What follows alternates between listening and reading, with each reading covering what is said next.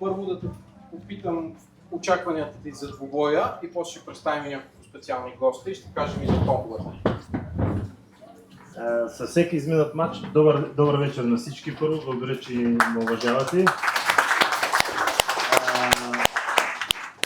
Всяка вечер с него ма хвали и вече ми става неудобно, но днес съм също поканил един много специален мой колега, с който съм делил повече от 8 години стая и съм женил успехи и неуспехи, всичко заедно на куп.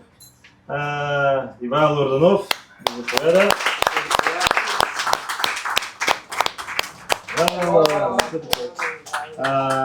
И разбира се, един невероятен човек, който може би всичко го познавате, както познавате златното поколение, Шкумбата. Добре дошъл.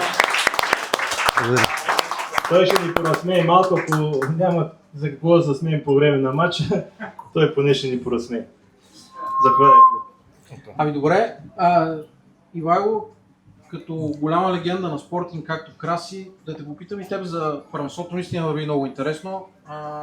Какви шансове даваш Кристиано Роналдо да стане световен шампион, Португалия да успее, пък той да изравни Меси, това, което е по световни титли, това, което преследва в края на кариерата? Преди аз ще почна по-отзад. На европейското първенство, когато Португалия стана, аз може би бях единствен, който залагаше на Португалия. И казах, че ще направя кълбо. Ако Португалия стане европейски шампион, направи кълбо. Сега съм казал, че Португалия ще стане световен. Ще стигне до финал. Не знам дали ще стане световен. Искам и се Португалия да стигне до финала. Какво ще правиш? Челна стойка! Добре, и понеже напредваме с футболистите излизат на терена, всеки журналист е беден на думи пред Шкумбата. Давай! Не, аз ви казвам добре дошли. В по-времето ще взема по-задълго думата. Сега виждаме, че излизат. Но искам да съобщя на всички, които обичат футбола, че матча Холандия-Колумбия или Нидерландия-Колумбия няма да се състои. Защото по време на тренировките за първи път щяха да се срещнат производители и потребители без посредници. Но по време на тренировката изпушиха тревата и шмъркаха страничните линии и сега на стадиона в Майами няма никакви обозначения. Приятна ни вечер, ще бъдем заедно тежкови. Ами дайте да видим как тръгва сега Португалия срещу Конго. Аз мислих, че Конго Бразавил и това казах одеве на Краси и на Ивайло. Приятели сме от години, били сме заедно дълго време, както и да е. Благодаря на това световно първенство, колко повече отбори участват, толкова повече държави, които не съществуват и не съм ги знал, ги научих. Благодаря на легендите. Дами и господа, Хюстън имаме проблем, казват за момента португалците на стадиона в Хюстън. Сега давам думата и нямам повече работа тук, защото шоуто принадлежи на Димитър Тоджаров, Шкумбата. Благодаря. На здраве. Аз съм възрастен. Миналата година ударих 70. Не мога повярвам, че съм жив. Много мои колеги, артисти или шоумени казват, искам да умра на сцената, аз не искам. Представете ли сега се гътна как съсипвам вечерта, пък и жито няма. Но гледаме тук на цветни телевизори, аз като на младите вас искам да кажа, бъдете щастливи, че имат цветни телевизори. Аз съм гледал световни, европейски, дълги години на черно-бял. Представете си сега телевизорите да са черно-бели, как ще гледаме матч Англия-Сенегал. Усилваш яркостта, изчезват англичаните. Затъмниш, няма ги сенегалците. Да не говоря за Лудогорец, там па не мога ги фанеме кой как играем, айде нищо, това няма да говорим за нашите.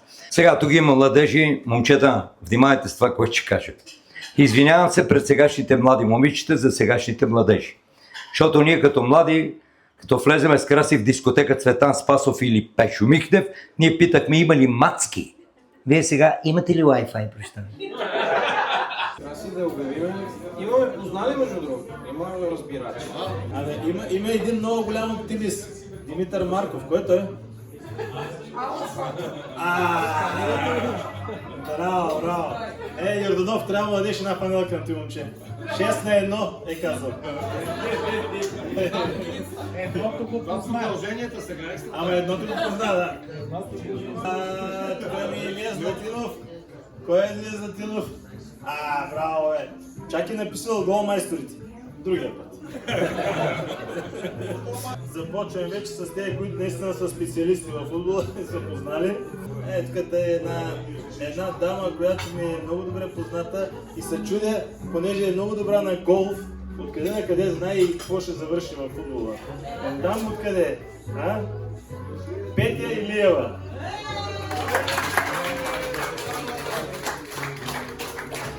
Сега, елате да си вземете наградата.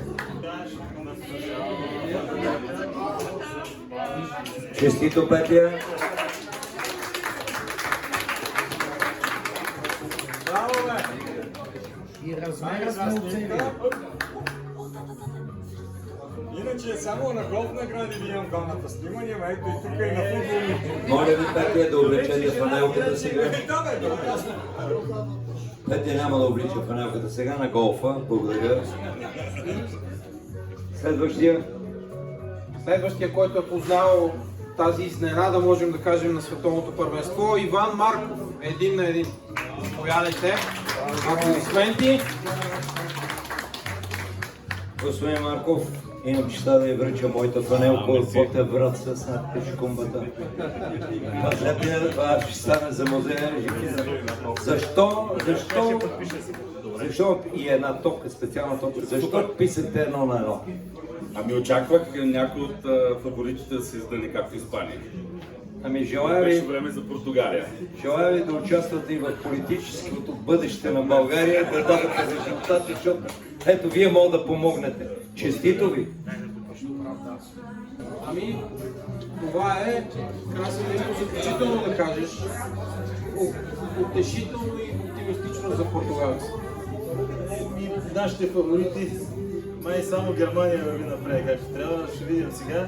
Между другото, те, които са за Португалия, да не се отчаиват, защото България на 1994 година беше още по-зле. Загубиха с 3-0 от Нигерия и стигнахме до полуфинал. Така че може и това да се случи на португалците. Благодаря, аплодисменти за Краси Балъков. Дядо на 90 отишъл при личния си лекар и казал: ти личен доктор ли си ме? Да, бай Стойчо. Защо приглеждаш и други тогава? Бай Стойчо, ще извикам полиция, от 3 дни само с теб се занимава, висиш ми в кабинета. По 40 пъти на ден ме караш ти мерим кръвното и да сменяме апарат. На ден по 40 пъти, на ден по 10 пъти урина кръв и аз зато и да ме обезоринихте ме ви. Обезкървихте ме и не може да ми кажете какво ми е. Как да ти кажем какво ти е? 120 апарата сменихме, тикове 120 на 80. Кръв, урина от лабораториите на твоите 3 имена казват: поздравете този 18 годишен атлет, той ще живее дълго. За тебе става въпрос. Извинявай за неудобния въпрос, ама баща ти на колко години почина? Пепел ти на езика, татко е жив. Извинявай, а дядо е жив, не ме питай за него, пак ще са жени, техните не дават. По-дома ще се изпотребим всички. Момичета, поздравявам вас. Следете текста, какво правите с нас, мъжете. Живот по мъжки правила, така понятно е това. Не позволявай на жена да вземе твоята душа. Лови живота е така, заобикаляш правила. Наистина ли си готов да се пожертваш за любов? Здраве, скъпи жертви!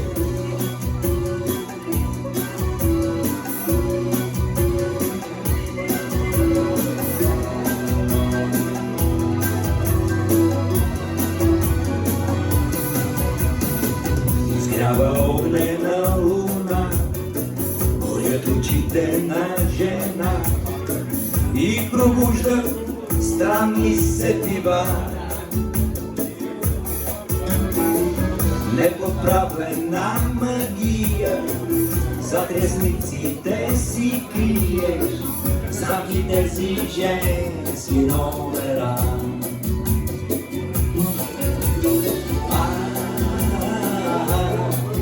вярвай ще ти устоя. Дръжка.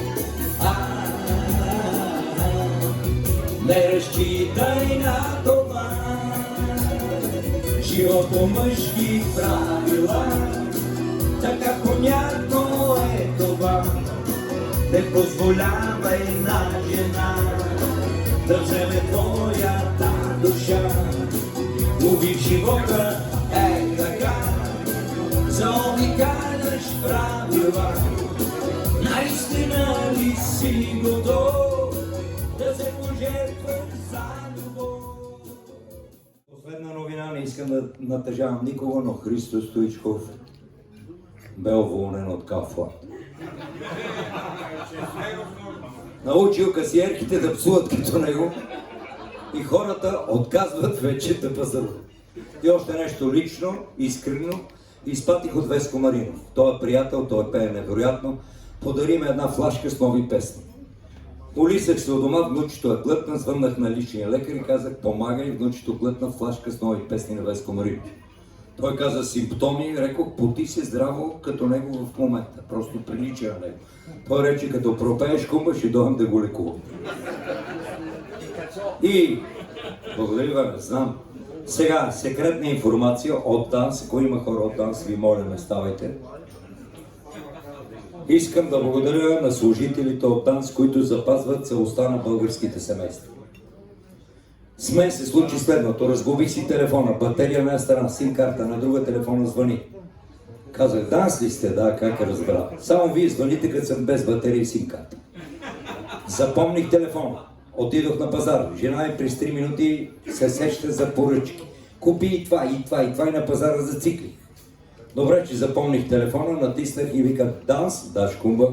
Последното СРС на кирилица, моля ми го върна. И сега, последната новина. ДАНС разсекретиха разговор от времето на развитото социалистическо общество между Тодор Живков и художника Пикасо. Разговорът протекал така. Другарио Пикасо, вие се оказвате световно известна величина художник, би казал. Кажете, младежо, къде бъркам? Ето там. Бъркам ли нещо? Не, вас, победител. Да ви поканя тук, бихте ли дошли, за да разговаряме, шегувам се. Как сте се потребили? You speak Bulgarian language? Говорите български? Не мога да бъда. Добре, нека разкажа историята, вие знаете, но аз ще довърша. Ако знаете чужди езици е добре, но ако човек пътува за чужбина, не знае езика и няма преводач, по-добре се стои тук. Давам пример. Колега от Кремиковци ми казаш, Кумба, литвам за Лондон, 6 годишен договор. Казах, пеша с английския, как си? Бъкел не знам. Как се оправиш в Лондон, като не знаеш английски? Мене ми казаха от многото българи в Лондон, човек като говорят бавно на нашенски, англичаните си го разбира. Кацнал на летище Гетуик, в ресторанта викнал сервитьора. Ела тука. Сервитьора дошъл, беше продължил. Може ли една студена бира? Он е казал, са ти я носим, брато. Но не съм бирата, беше продължил. Откъде сте, България? Леле, ти си българин съм? Да, си минем на български. Често английски бавно ще ни върви приказката, и постоянно ще ни се стопля бира. Благодаря ви. Иване, няма да ги занимаваме с тези възрастни хора. Кажете му да вие нещо важно, интересно. Да ви кажа на нас, възрастните, внимайте какви съпруги ще вземете след време. Ние с Иван Григоров си коментираме, че жените са ни отписали. Той ми каза, всяка вечер жена ми Биляна вари жито. Аз му казах, ти си добре, мене жена ме кара с костюм да си яда. Приятна ли вечер, продължаваме с мачовете. Благодаря ви, че бяхте търпеливи.